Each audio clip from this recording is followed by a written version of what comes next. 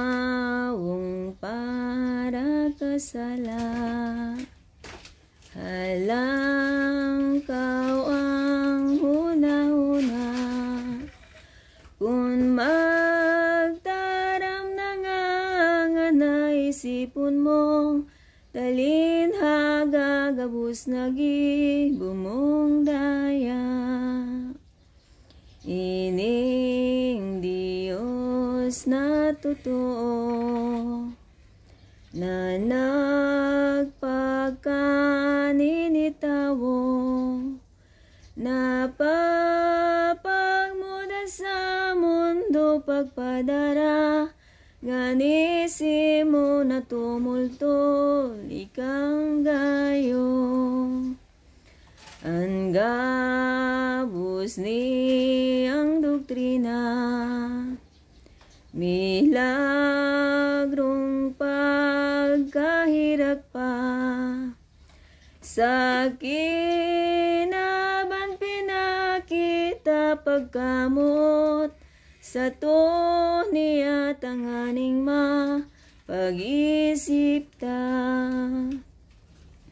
Tara tawong mapagsuhay, daing buot kadikit man, ang danay mong namumutan ng salagi, bungkaratan iyo mong minarahay.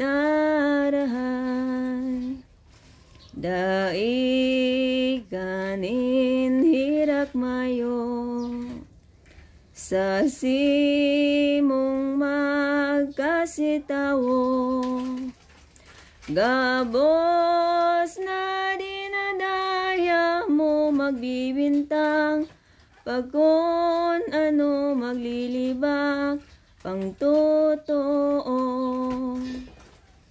Sumpalanghat kaibahan, nindi lamong tampalasan, an ngabil mo minalabaw daing takot, kadikit man sa Diyos na kagurangnan. Anan sanang kalapasan, ansa imong naisipan, mga maraot na lalang kunday mo, pagtangisan ano ang sa mong maabtan. An igo mo nagibon, Kristiyanong matuturog nun, sa toyang unya sa baton sa Jerusalem, datong si Jesus na sa tongpon. Hilngata nagpakadukha, tara Diyos na dakula, Hades sa langit sa daga napapano, ninhora sa ninholi lamang sa tuya. Saging bagado ka siya, masarat paghilngon mata, nangabayo sa uminta baguruga, ring manian kayamanan gabus na.